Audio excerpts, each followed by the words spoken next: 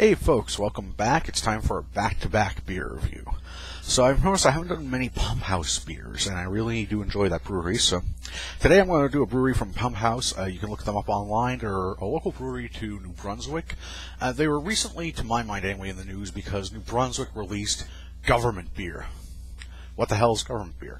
The government, to try and help its alcohol sales, because over here in Canada, basically we tax the sales of alcohol, and a lot of the, well, I shouldn't say tax, but a lot of the alcohol is actually government sold, or the stores are government sold. Well, in order to help the sales in New Brunswick, because people are going elsewhere, the government basically bought a brewery and started producing a light beer and a lager. This is supposedly supposed to help because it'll keep New Brunswickers from going out to Maine, to anywhere like that, Maine, Quebec, wherever, and getting cheaper beer. So they spent all this money on the brewery when they could have just given it to PumpHouse. I don't follow. It's the government. When am I ever going to follow it? In either case, this one, I watched El Harlock do a video on this, and I'll probably post this as a video response to that. This is something they apparently had. They have a brewery/restaurant, and it's been there for years that people enjoyed it, and they started releasing it in bottles, I believe, last year. So this is the PumpHouse Special Old Bitter. I just love the fact that it says S.O.B on it, though. I mean, come on. PumpHouse, son of a bitch. Reminds me of Jay's Raging Bitch review. Oh, let's see. It's about 5% alcohol by volume. Now, this is supposed to be a Special Old Bitter, which, you know, it's kind of like Fuller's Special Old Bitter, or, you know, Special Bitter, or at least that's what they're going for. From watching El Harlock's video and just my own impressions from having a few of these, it's not quite a bitter. It's more like a cross between an IPA and a bitter, which, oh well, maybe that's why the style's called Special Old Bitter. I really don't know, folks. I'm kind of going into this one blind a bit. Didn't really research it. Oh, got my trusty bottle opener. We're going back to basics for the glass. It's just one of my standard Clancy's. Alright. I have to be really careful on the pour with this one. This one is just, yeah, there you go. Nice and slow.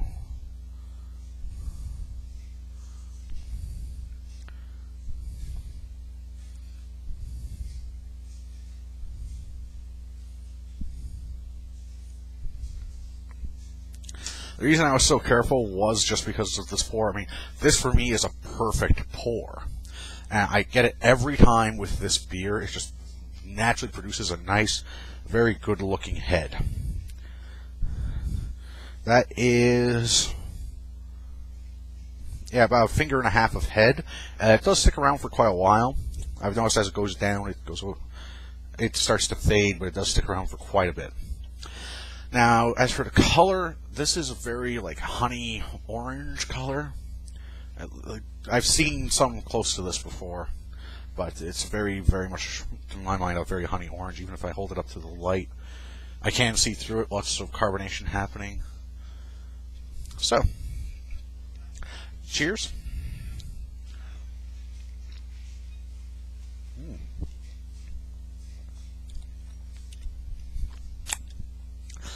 I forgot to smell it. Very citrusy. I want to say grass or maybe pine, but I want to say grass smell to it. Kind of like an IPA. Taking our sip here.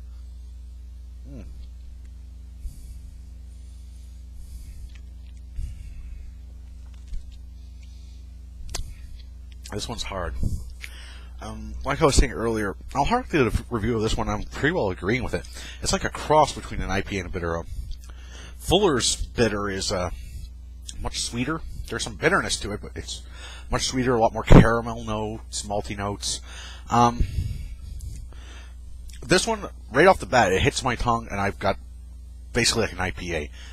I'm hit with the bitterness. I'm hit with that citrusy pine, grass. For me, it's more grass than anything that I taste. Like grassy taste that goes, whoop. But unlike most IPAs, like I had Garrison's IPA a while back for the first time, and that just stuck with me. That bitterness just went right all the way through, all the way to the end, even to the aftertaste. This one doesn't. It just disappears after that. And it does go down smooth, and the problem is there isn't much of an aftertaste.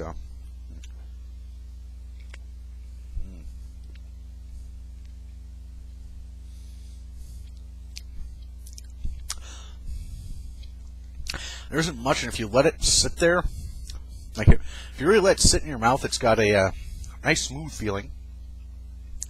But it's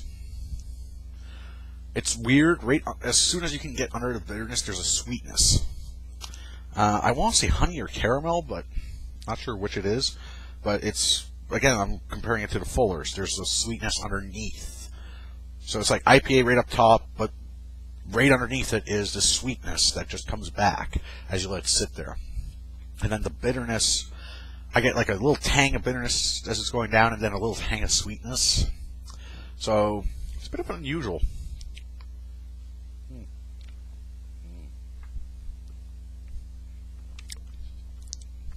I have to admit, I do like it.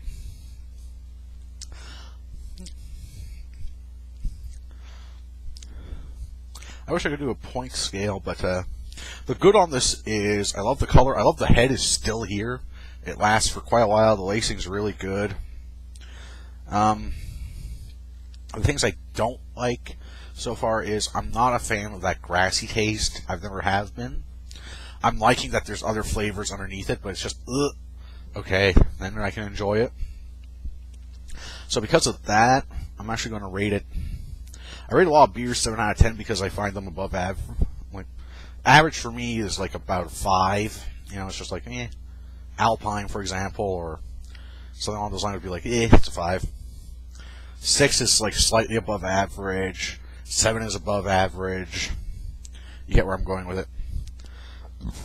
9 is just an excellent beer. 8 is a great beer. 10 is like the best beer I've ever had in my life, but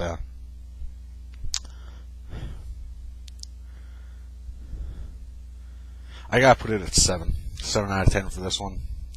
It is above average. I mean, despite the fact that I dislike the grassy taste in it, it's very well done, very well balanced. And not balanced in that all the flavors are melded together. Balanced in the state is that boom, one hits you, and then boom, the other one hits you. So, I have to admit I like it. So, that was PumpHouse Special Old Bitter. I'm giving it a 7 out of 10. Enjoy, folks. Cheers.